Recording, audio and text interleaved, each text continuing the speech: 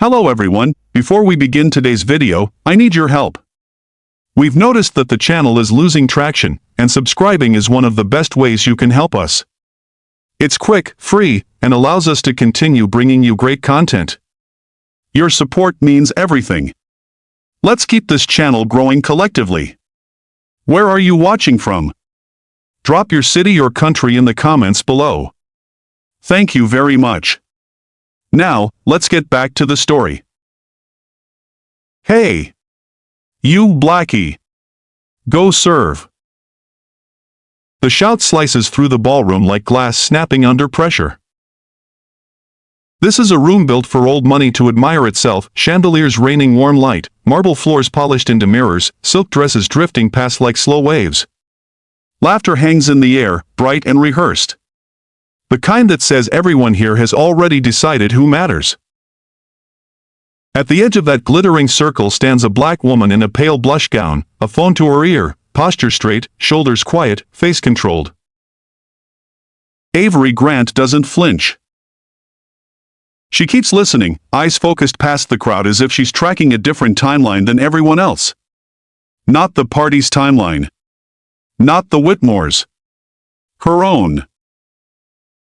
Eleanor Whitmore, navy dress, diamonds at her wrist, smile sharpened by entitlement, steps forward with the confidence of someone who's never been told no in public. She points directly at Avery like she's selecting an object. "Oh, don't just stand there," Eleanor says, voice turned up for an audience. "If you're going to hover, at least make yourself useful." A ripple of laughter moves through the guests, light at first, then louder, as people realize cruelty has been approved. Behind Eleanor stands her husband, Charles Whitmore, smiling in that smooth, empty way men smile when they believe their name is a shield.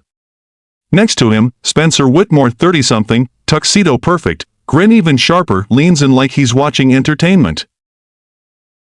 Seriously, Spencer adds, casual and cruel. "There's a tray missing somewhere. Go find it." Phones rise one, then another, then a cluster. The room turns into a stage, and Avery becomes the performance people want to record. Not because they care. Because they want proof they were close to power when it happened. Avery's gaze moves across them calmly, not searching for allies, counting exits, reading angles, measuring who's safe and who's hungry.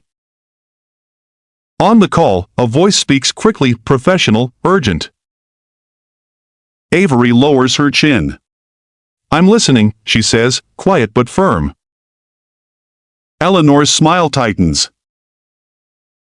"Oh, she's on the phone," Eleanor mocks, hand to her chest. "How adorable. Let me guess, calling your manager?" More laughter. A few guests glance away, pretending they didn't hear. Silence can be a luxury too. Avery doesn't argue. She doesn't plead. She simply shifts her weight, turning slightly so the chandelier light catches the clean line of her jaw, the small pearl at her ear, the neat bun at the nape of her neck. She doesn't look dressed to impress this room. She looks dressed to outlast it. Eleanor steps closer, invading space like it's her right. Her perfume is expensive and heavy, the kind that fills a room the way control fills a life. "You know," Eleanor says, lowering her voice just enough to pretend it's private while making sure the nearest circle hears, "it's rude to act like you belong where you don't. People like you should learn that early. It saves everyone time." The laughter thins. Not because the room suddenly grows moral, because the insult has gone from joke to evidence. Avery finally looks at Eleanor.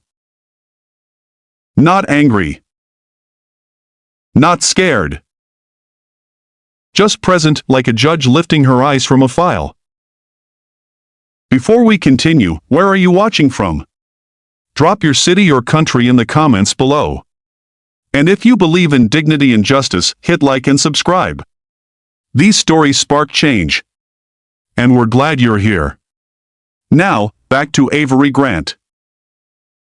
Eleanor's smile wavers for a fraction of a second, because Avery's silence refuses to shrink. "Dan," Eleanor calls, snapping her fingers without breaking eye contact, like she's ordering furniture to move. A tall man in a black suit appears immediately, head of security, earpiece, hands already positioned for routine removal. Yes, ma'am. Get her out, Eleanor says. She's disturbing my guests. Dan steps toward Avery. Miss, I'm going to have to ask you to. Avery lifts one hand, not to stop him with force, but to mark a boundary. A calm signal. A pause that doesn't beg. Dan hesitates anyway, not because he's afraid of her, because something about her composure doesn't match Eleanor's story. Spencer laughs under his breath. This is priceless. He reaches for a passing server's tray, plucks a crystal flute, and tilts it with deliberate care. Rose champagne spills down Avery's dress, cold, glittering, and humiliating. The stain blooms across the blush fabric like a bruise forming in real time. A collective inhale rushes through the room.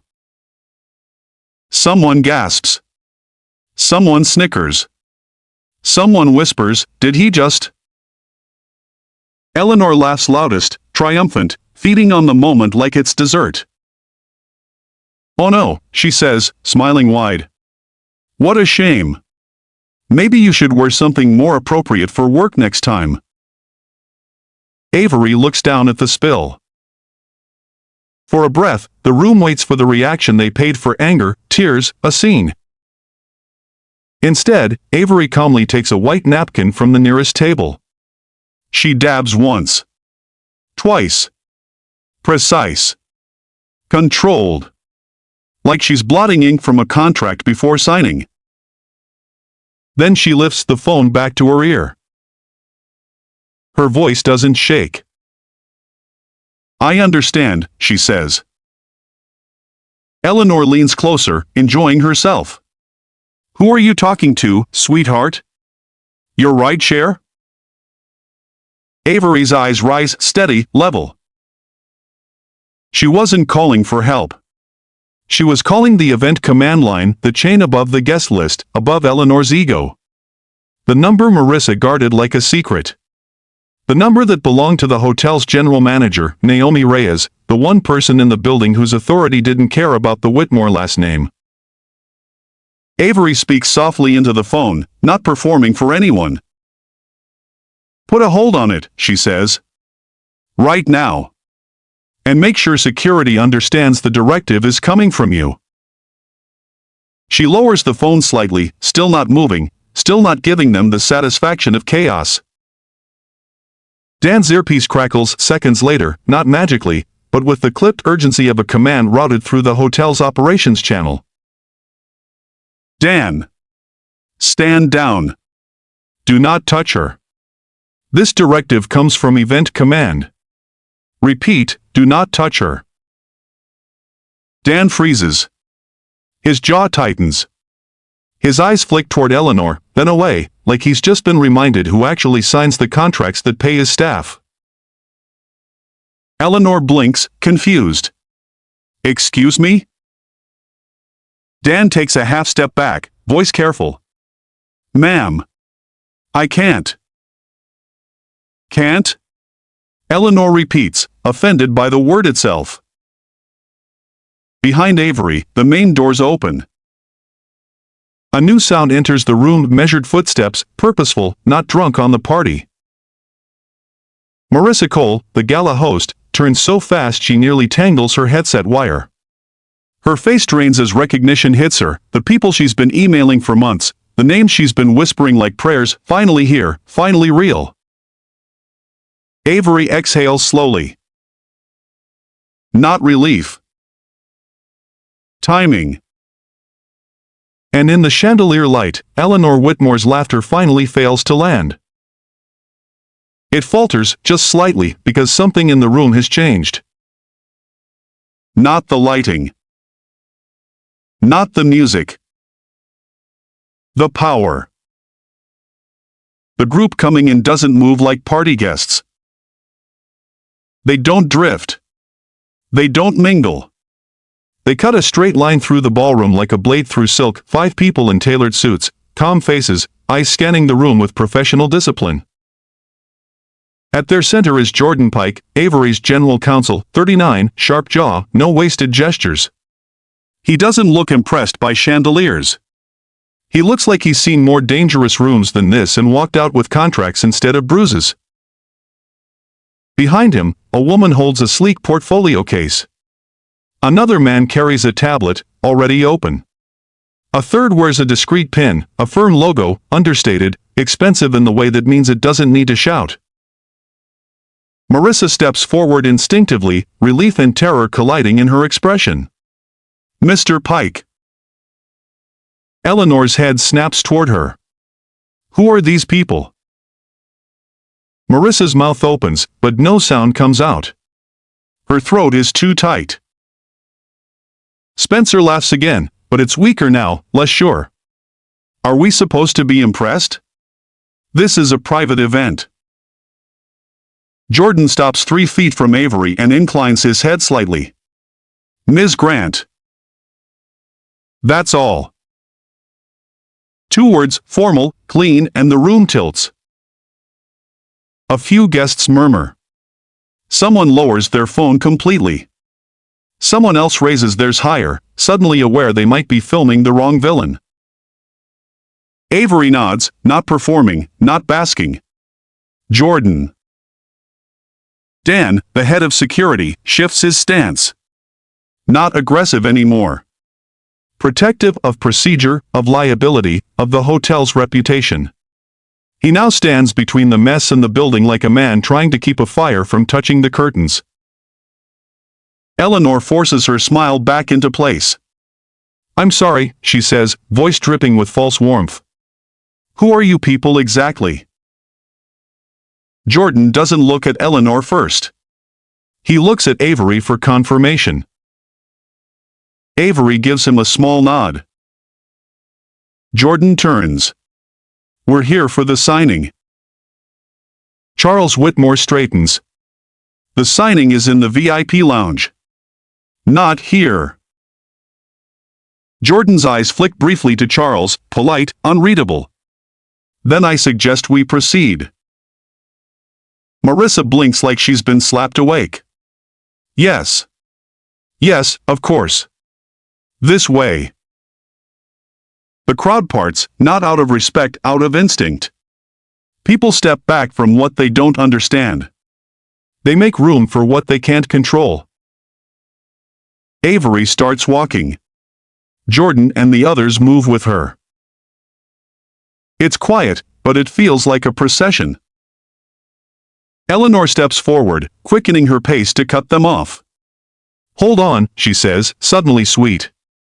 I don't think we've been properly introduced. Avery pauses at the corridor entrance. Spencer crosses his arms, still trying to act like the room belongs to him. Yeah. Who are you, really? Avery doesn't answer yet. Instead, she walks. Marissa pushes open the VIP lounge doors, and a guard inside lifts a hand instantly, blocking the entry. I'm sorry, the guard says, reading from a list. Only listed signatories and family permitted. Marissa's face drains. They are the signatories. The guard shakes his head. I don't have her name. He nods toward Avery like she's a typo. Eleanor's laugh bubbles up again, grateful for the chance to regain control. Well, there you have it, she says, turning to Avery with a smile that now feels like a leash. If you're not on the list, you're not in the room. Avery looks at the guard. Who gave you the list? The Whitmore office, he replies. Mrs. Whitmore's assistant. Eleanor's eyes gleam. Yes. My assistant is very thorough. Jordan's voice cuts in, calm and lethal. So you're denying entry to our principal because her name isn't on a list provided by the party requesting $600 million? The guard blinks, confused by the sentence structure alone. Eleanor's smile falters. Excuse me? Jordan steps forward just enough for the light to catch the hard edge of his expression. We are not here as guests. We are here as decision makers. Spencer scoffs, but his eyes flick to Marissa, searching for reassurance, and Marissa can't give it. She looks like someone who just realized the building she's been standing in is on fire. Eleanor leans closer to Avery, lowering her voice. Listen, sweetheart, whatever this is, we can smooth it over. You want money? A donation? A job? My family can be generous. Avery's mouth doesn't move. Her eyes do, cool, assessing. You spilled champagne on me, Avery says softly. You called security. You told this room I didn't belong. Eleanor's jaw tightens. Oh, don't be dramatic. It was a misunderstanding. Avery tilts her head slightly. A misunderstanding is when you get a number wrong. Not when you aim. Silence thickens. The guard shifts uncomfortably, suddenly aware his body is part of a mistake. Charles steps in smoothly, smile back on, but his eyes are calculating. Ms. Grant, is it? Let's be sensible. The deal is good for everyone. We can sit down, have a conversation, be adults about it. Avery looks past him into the VIP lounge, leather chairs, white linen, a pen set waiting like a ceremonial dagger. Then she looks back at the family who tried to turn her into staff. I am being sensible, Avery says. That's why I came. Spencer laughs again, but it cracks at the end. Came to do what? Pretend? Jordan opens his portfolio case and pulls out a single folder, crisp and clean, as if it was never meant to touch a messy room. He holds it up. On the cover, a bold header. Grant Meridian Capital Strategic Bridge Package, $600 million. Charles's smile disappears. Eleanor's breath catches. Spencer's mouth opens slightly, then closes. Avery watches their faces change, not with satisfaction, but with a quiet confirmation. This is what truth does when it walks into a room built on assumptions. Avery turns to the guard. Open the door. The guard hesitates, eyes darting to Eleanor. Dan steps in behind them, voice low. Open it. The guard unlocks the door as if his hands suddenly belong to someone else. Eleanor tries one last time, stepping forward, forcing a laugh that no longer lands. Avery, darling, let's not ruin an evening over. Avery stops, facing her, and gives Eleanor the courtesy of a full, direct look. Tonight wasn't ruined by me, Avery says. Tonight was revealed by you. Then she walks into the lounge. And the Whitmores follow, because desperation makes even the arrogant chase the very person they tried to throw out. Inside the VIP lounge, everything is quieter. The music from the ballroom fades to a distant thump behind the doors. Here, the air smells like leather, expensive wood, and the thin metallic scent of ink waiting to become history. A long table sits center, set with pens and neatly stacked documents. Water glasses are aligned with obsessive symmetry. Two staff members stand near the wall, eyes lowered, trained to pretend they're invisible. Avery takes her seat at the head of the table, not because she wants the spotlight, but because the room is arranged for power, and power has already chosen its location. Jordan sits to her right. The finance lead sits to her left, tablet open, ready. Eleanor slides into the nearest chair with a smile that trembles at the corners. Spencer remains standing, arms crossed, trying to look bored. Charles sits carefully, like a man positioning himself for negotiation. Marissa lingers near the door, hands clasped, a silent apology in her posture. Eleanor clears her throat. Ms. Grant, she begins brightly, I want to sincerely apologize for the confusion earlier. Avery doesn't respond. Eleanor continues anyway, filling silence like she always has. You understand how these events are. Security, appearances, people get mistaken. I'm sure you've experienced that before. Avery's eyes lift. Experienced what? She asks. Eleanor's smile stiffens. Well, being misunderstood. Avery looks down at the contract stack. Misunderstood implies someone tried to understand, Avery says. You didn't. Charles cuts in smoothly. Let's not dwell. We're here for a business partnership. Jordan flips open the folder with one controlled motion. Pages glide into view: terms, schedules, covenants, clauses like steel beams holding up a deal. Jordan's voice is calm, professional. Grant Meridian Capital is prepared to provide a $600 million bridge package, structured in tranches, contingent upon compliance requirements, governance terms, and reputational conduct provisions.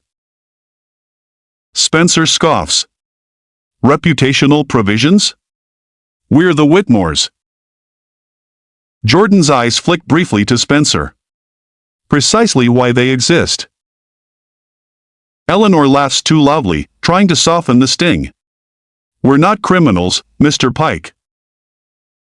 Jordan doesn't smile. No. But tonight established a pattern that concerns us. Eleanor's voice drops a shade. Pattern?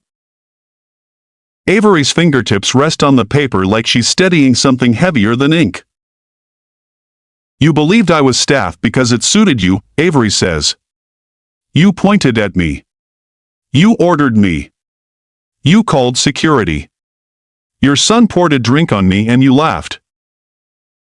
Spencer throws his hands up. Oh my God, it was champagne. Rose, Avery corrects, eyes on him now. And it wasn't an accident. Spencer's face reddens. You can't prove that. Avery holds his gaze for a beat. Then she looks at Marissa. How many phones were recording? Marissa flinches. A lot. Avery nods once. Enough. Eleanor's smile returns, brittle. So what is this? Blackmail? Avery's expression doesn't change. No. Jordan slides a single page across the table toward Eleanor. A clause is highlighted.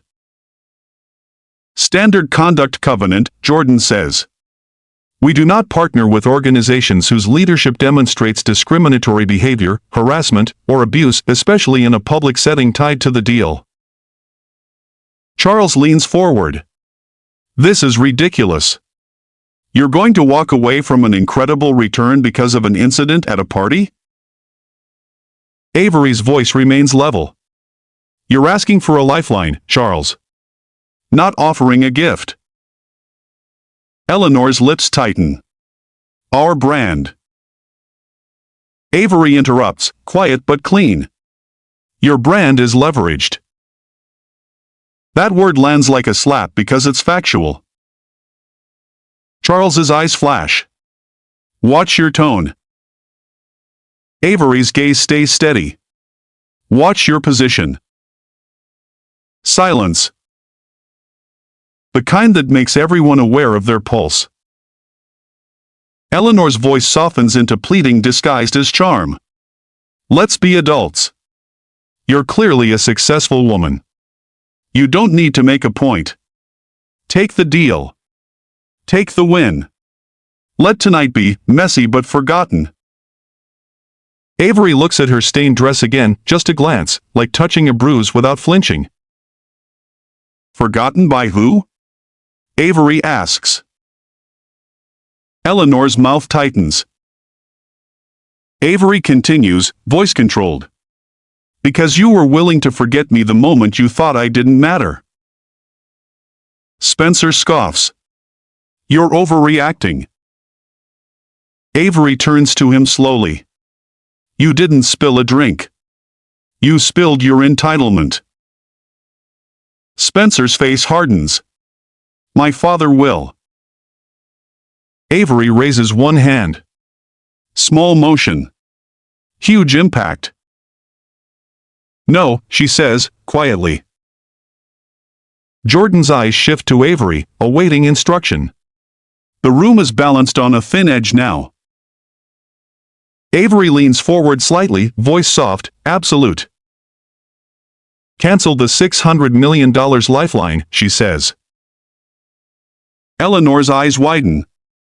Charles stiffens. Spencer's grin dies completely. Marissa makes a sound, half gasp, half prayer. Jordan doesn't react emotionally. He simply nods, as if Avery has confirmed what he already prepared for. Yes, Ms. Grant, he replies. Avery stands. Not to storm out. To end the conversation the way it should have ended the moment Eleanor opened her mouth in that ballroom. Eleanor rises too, panic breaking through the polish. You can't do that. This is already in motion. Avery looks at her, calm as stone. That's why it stops so cleanly, Avery says. And she turns toward the door. Power doesn't linger to watch people realize they're powerless. Jordan moves first. He doesn't raise his voice. He doesn't threaten. He does something far more terrifying to people like the Whitmores. He executes. Withdraw the commitment letter, Jordan says into his phone. Effective immediately. Revoking all escrow and closing instructions. No disbursement. No release. Nothing closes. The finance lead slides her tablet closer to Avery. We can cancel the draft closing schedule and revoke the wire authorization protocol within 60 seconds. Charles stands abruptly. This is insane. You're making an emotional decision. Avery doesn't look at him. She watches Jordan the way a commander watches an operation unfold. Calm. Precise. Jordan speaks again, voice clipped. Send termination notice to their counsel. Copy the lender group and the trustee. Yes, include the conduct covenant breach and the reputational event. Eleanor whips toward Marissa, furious. Marissa! Fix this. Marissa's eyes shine with fear. Mrs. Whitmore. I can't. Spencer's voice goes sharp. You think you can just humiliate us and walk away? Avery turns, finally giving him a full look. I didn't humiliate you, she says. I witnessed you. Jordan opens the folder again and slides a document toward Charles. Notice of termination, Jordan says. Offer contingent on conduct standards. Tonight breached them. Charles snatches the paper, scanning it like he can intimidate the ink. You're hiding behind legal language. Jordan's tone remains smooth. Legal language is what keeps people like you from pretending consequences are optional. Eleanor's voice drops into something venomous. This is extortion. Avery's eyes narrow slightly, more disappointment than anger. No, Avery says. Extortion is demanding money to stay silent. I'm not asking you for anything. She gestures subtly toward the ballroom door, where muffled music continues like nothing is happening. You thought you could make me smaller because it entertained you. Now you're learning what size I actually am. Jordan's phone buzzes. He glances down. Counsel confirmed, he says. Escrow instructions revoked. Closing cancelled. No wire gets released, nothing moves. Charles's face drains of color. You can't. The finance lead speaks now, crisp and unforgiving. Your debt terms require proof of incoming capital. Without it, lenders can reclassify your risk and call a covenant review.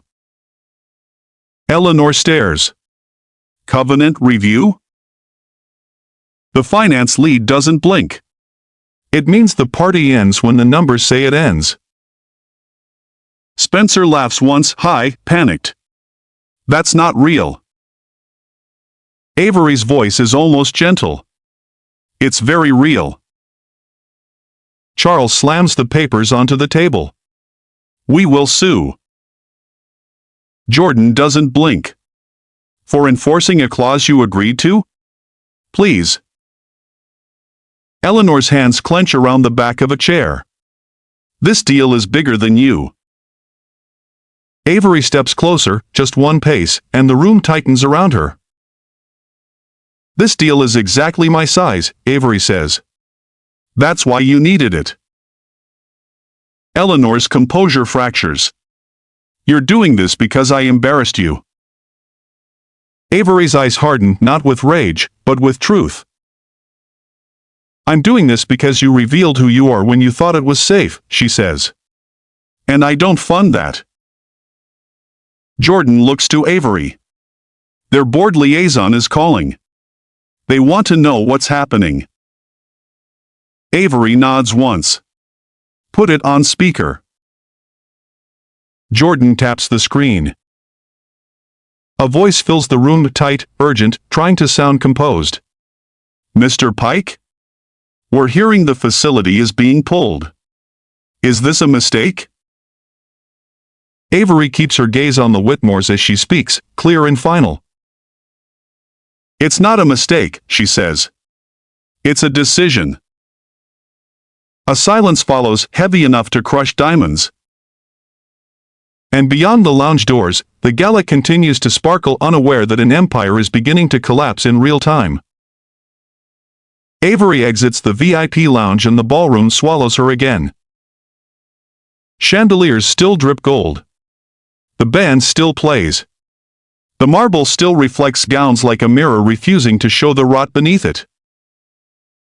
But the room has learned a new temperature. People who were laughing moments ago now speak in whispers, as if loud voices might get them caught in the wrong footage. Phones tilt, not to mock, but to document. To protect. To distance themselves from the crime scene of someone else's arrogance. Marissa slips out behind Avery, voice low, desperate. Ms. Grant, Avery, please, I'm so sorry. I didn't know. I swear I didn't know. Avery gives her a glance, direct, assessing, fair. I believe you, Avery says. Marissa's eyes sting. What do I do? Avery's answer is simple. Tell the truth. Eleanor and Charles emerge behind them with Spencer at their shoulder, and the air thickens instantly. Eleanor's face is composed, but her eyes are wild, scanning for control the way a drowning person scans for air. She sees the phones. She sees the whispering. She sees Marissa beside Avery. And she understands, too late, that the ballroom has already chosen its new center of gravity. Eleanor forces a laugh, stepping forward with theatrical warmth. Everyone, please, this is a private matter. Let's not be dramatic. No one laughs back. Spencer tries. Oh, come on. You people are acting like someone died. A man near the bar murmurs without looking up from his screen, a deal did. Spencer's face twists. Who said that? The man lifts his phone slightly. The internet. Because the clip is already out. Multiple angles, multiple captions. Eleanor pointing. Eleanor laughing. Spencer tipping the flute. Avery standing still, refusing to perform pain for their entertainment. It doesn't matter how the clip ends. What matters is how it starts. People recognize the beginning of a public execution. Eleanor reaches for Avery, voice sweet, pleading disguised as charm. Avery, darling, we can speak in private. Avery doesn't step back. She doesn't step forward. She simply holds her ground. We already did, she says. In private. Eleanor's smile flashes. Then we can fix it. We can make a statement. We can donate.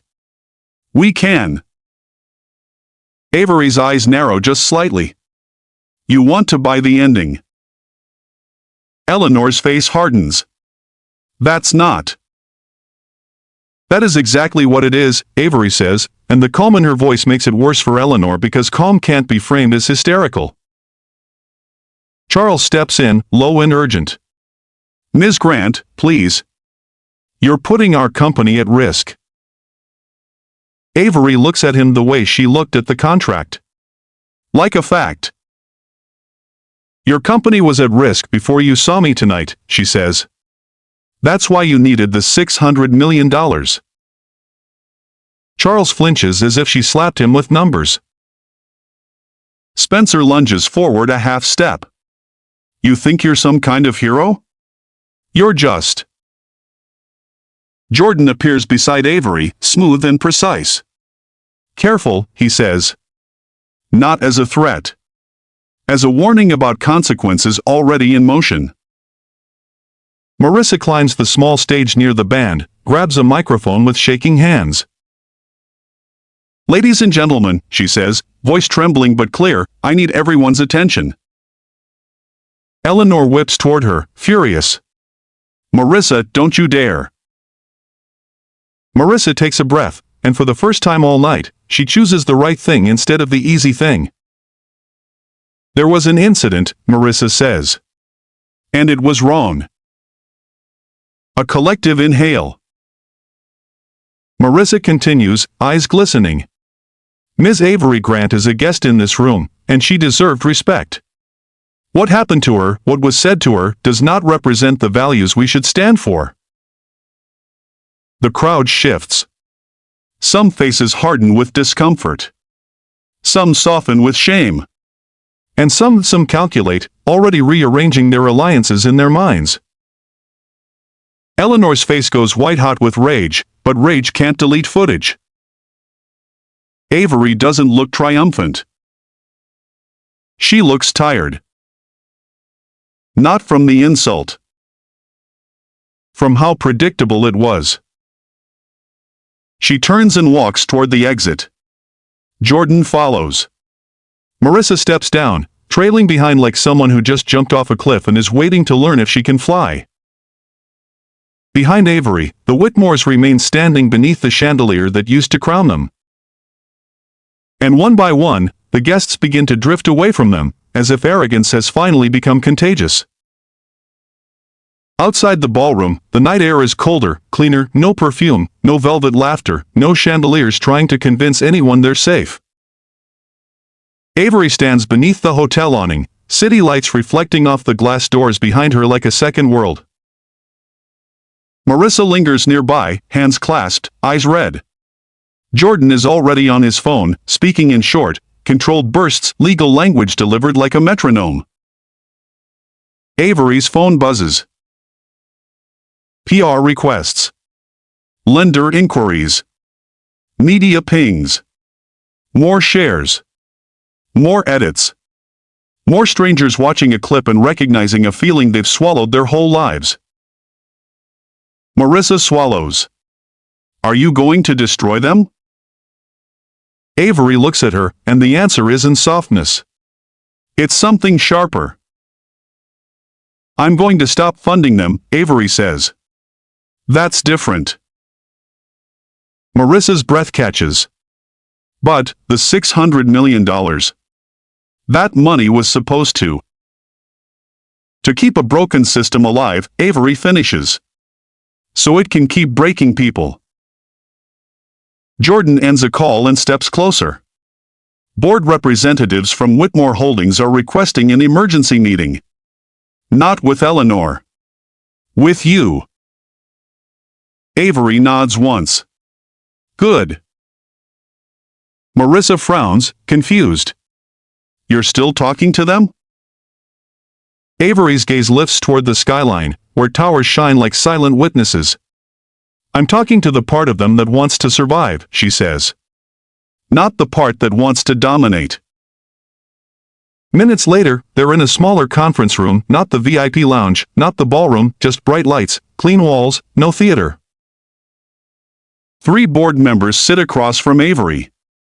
Their faces look tight, exhausted, frightened, the expression of people who have spent years pretending the family name could cover every crack. Victor Hale, the board chair, silver hair and a voice that tries to sound steady, clears his throat. Ms. Grant, we understand there was misconduct. Avery's expression doesn't change. Call it what it was.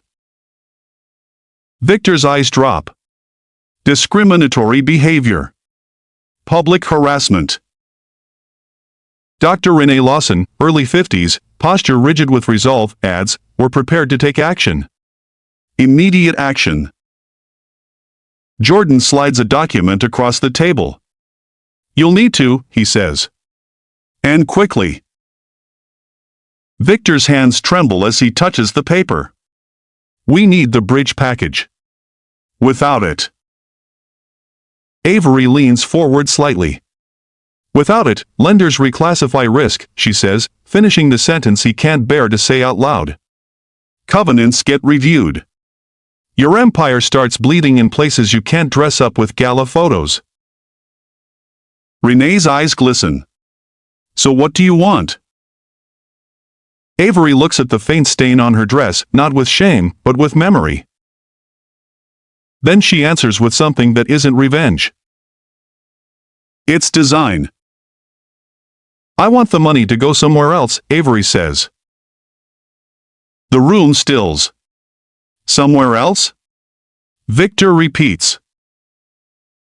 Avery nods. The $600 million doesn't disappear, she says. It changes direction. Jordan places another folder on the table. Grant Meridian Community Development Trust initial funding, $600 million. The board members stare, stunned. Avery continues, voice calm, deliberate. Understand this clearly, this isn't your money.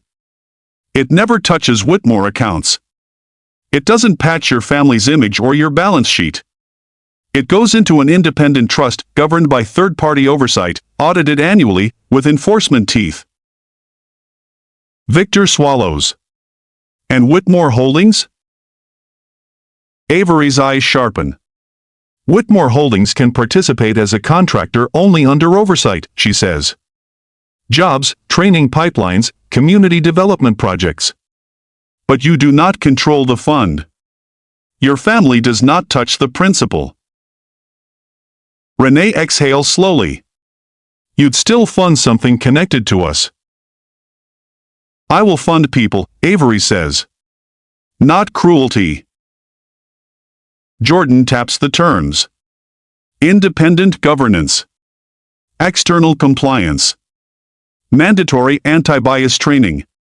Zero-tolerance conduct policy for leadership events. And a public statement acknowledging what occurred, no euphemisms. No misunderstanding. Name the behavior. Name the harm. Victor's face tightens. Eleanor will call that humiliation. Avery meets his gaze. Humiliation is what they tried to do to me. Accountability is what you're about to do. Renee hesitates. And the Whitmores themselves? Avery doesn't blink. Eleanor Whitmore is removed from all executive and ceremonial roles, she says. Effective immediately. Spencer Whitmore is barred from leadership consideration for a minimum of 5 years. And if either of them violates the public conduct covenant again, the trust terminates any partnership with Whitmore Properties. No second chances. A sharp inhale runs through the room. Victor whispers, that would detonate the family. Avery's voice stays calm. Then they should have behaved like they had something to lose. Silence fills the space, heavy, electric. Renee nods, slow, decisive. We can convene an emergency vote tonight, she says. Without Eleanor present. Victor looks like he's aged 5 years in 5 seconds. Then he nods too. We'll do it. Avery leans back, composed. Do it, she says. When the meeting ends, Marissa follows Avery into the hallway, stunned. You could have burned them down, Marissa whispers. Avery stops, turns. Her voice is quiet, but it carries a weight the ballroom never understood. I didn't come here to be a headline, Avery says. I came here to change the outcome. Jordan steps beside her, already drafting. Trust announcement will focus on workforce training, scholarships, entrepreneurship grants, he says. We'll build something the Whitmores can't host and can't own. Avery nods once. Behind the closed conference room door, the board members begin to call attorneys, auditors, and crisis teams, the kind of people who show up when old money realizes it can't laugh its way out of consequence. The Whitmores find out the next morning. Not through a gentle call. Through silence. Through banks that suddenly stop returning messages with warmth. Through lawyers who stop smiling. Through friends who suddenly have conflicts. Eleanor sits in her breakfast room surrounded by sunlight and expensive furniture, staring at her phone as it fills with notifications she can't control. The clip has evolved overnight, edited, captioned, translated, reposted by accounts that don't care about her name. The internet doesn't ask permission. It collects receipts. Charles storms in, tie half done, voice low and furious. The board held an emergency vote, he says. Eleanor's eyes flash. They can't. They did, Charles snaps. And it passed. Eleanor stands, trembling with rage. After everything we've built? Charles's face tightens. What we built is leveraged. And now lenders want proof of capital that doesn't exist. Eleanor scoffs, trying to summon the old spell. We'll call our contacts. Charles laughs once, short, bitter. Your contacts are avoiding us. Spencer barges in, furious. This is insane. People are calling me racist. Brands are pausing partnerships. My friends. Eleanor whips around. You poured the drink. Spencer freezes. You laughed. For a second, mother and son stare at each other, not as allies, but as co-conspirators, realizing the evidence points both ways. Then the call comes. Not from a friend. From Victor Hale. His voice is tight. Eleanor, you are removed from all positions, effective immediately. Eleanor's breath catches. You can't do that. We can, Victor replies. And we are. Charles steps forward, voice smooth but shaking. This is reactionary. It's survival, Victor says. Grant Meridian has redirected capital into an independent trust contingent on governance reforms. You and your family are the liability we must remove. Eleanor's eyes go wide. Redirected? Victor continues, and Spencer will not be considered for leadership. Period. Spencer explodes. What? That's. Your actions created a reputational event that is now materially impacting financing, Victor cuts in. This is no longer social. It is financial. Eleanor's voice turns venomous. That black woman is doing this to punish us. Victor's reply is ice. No. She's doing this because you exposed us. The call ends. Eleanor stands rigid, as if her body is trying to refuse the new physics. Her world has always worked the same way: name, money, control. A chandelier of influence that never stopped shining. Now it's flickering. At Whitmore Holdings, employees watch the clip in silence. Not everyone is surprised. Some look sick. Some look relieved, like a truth they've swallowed for years finally has air. Counsel sends memos that no longer protect the family, they protect the company from the family. Lenders schedule covenant meetings. Their language is polite, but it lands like a blade: reassessment, collateral, acceleration clauses, revised terms. Charles spends his day in conference rooms with men who don't care about his legacy. He tries to be charming. They reply with spreadsheets. Spencer's phone stops buzzing with invitations. His circle doesn't confront him, they simply disappear. The rich rarely punish each other with anger. They punish with absence. Dan, the head of security, is pulled into HR. His report is clinical: he followed the event organizer's orders until a directive arrived from Event Command. There will be a process review. In other words, the building is protecting itself by tightening the chain of command, making sure no Eleanor can snap fingers and turn security into a weapon again. Marissa is called in too. She expects termination. Instead, she is offered a choice: resign quietly or stay and help rebuild the system she helped enable. She chooses to stay. Not because she wants redemption in a headline. Because she can't unsee what she saw. Avery, meanwhile, wakes up in a quiet suite: minimal, clean, no chandeliers. Jordan briefs her with a tablet full of headlines and lender responses. Board vote passed, he says. Eleanor removed. Spencer barred from leadership track. Trust structure accepted in principle. External oversight firm on board. Media response is intense. Avery nods.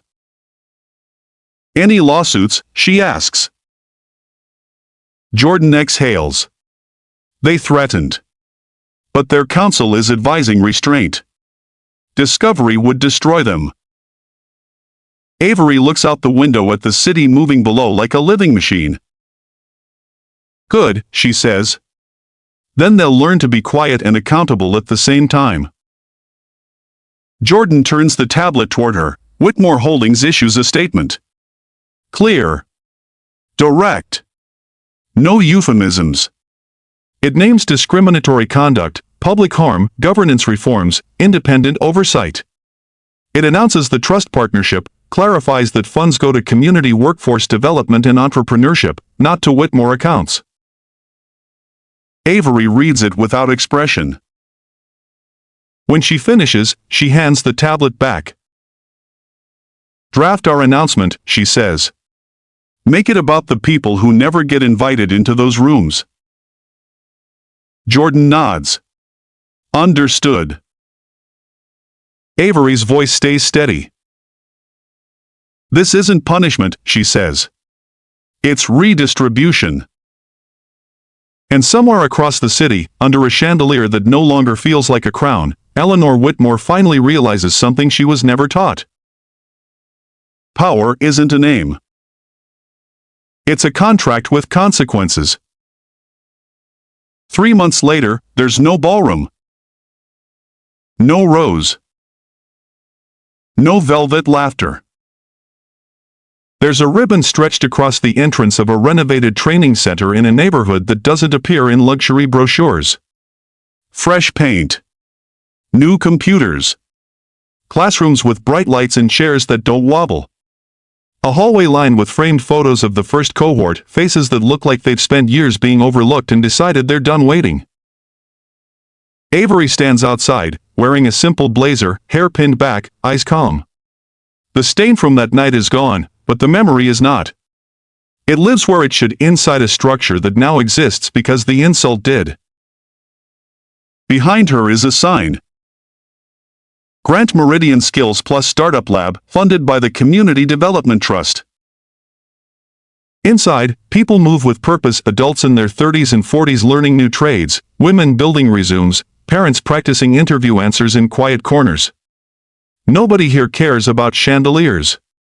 They care about stability. Jordan stands nearby, watching the crowd file in. The first cohort is full, he says. 200 seats. Waiting list at 600. Avery nods once. A reporter approaches, cautious. Ms. Grant, do you have any comment about the Whitmore family's downfall? Avery looks at her, not hostile, not performative. They're not the story, she says. The people who get locked out of opportunity are. The reporter tries again. But you were humiliated publicly. Do you feel vindicated? Avery's gaze drifts across the building, the students, the instructors, the quiet hunger in their faces. No, she says. Vindication is personal. This is structural. She steps inside. A woman mid-30s, nervous but determined, approaches Avery, clutching a folder. Ms. Grant. I just wanted to say. I've been turned away from places my whole life, she whispers. Today I walked into a room and nobody made me feel small. Avery's throat tightens slightly, but her voice stays steady.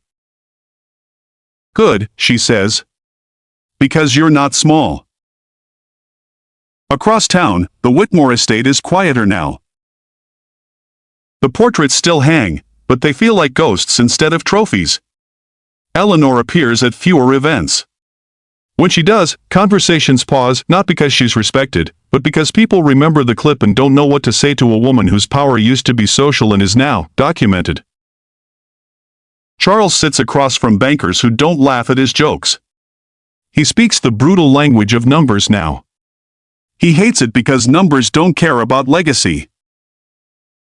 Spencer sits in an office that isn't the corner office. A mid-level one. He wears the same suits, but now they look like costumes. The world no longer reacts to his last name like it's a password. He is learning, slowly, what it means to be judged by performance instead of pedigree. Marissa works late, drafting new policy manuals, training staff on bias protocols, rewriting the invisible rules that once protected the powerful. Sometimes she remembers the moment she took the microphone. The terror. The choice. The cliff. She doesn't call it bravery anymore. She calls it correction. At the training center, Avery steps up to a small podium. No spotlight. No orchestra. Just people watching with the kind of attention that comes from need, not entertainment. She speaks without flourish. I've been in rooms where people decided who I was before I said a word, she tells them. And I've learned something. She pauses, eyes sweeping across faces that look like they've carried dismissal like a weight. Dignity doesn't need permission, Avery says. And justice doesn't need volume. It needs structure. The room is silent, listening, absorbing. Avery finishes with a sentence that lands like a foundation being poured. Respect is the only investment that never crashes. Then she steps down and walks among them, not as a symbol, not as a headline, but as proof that the future can enter any room. And if a room tries to throw it out, the future has a way of rewriting who owns the door.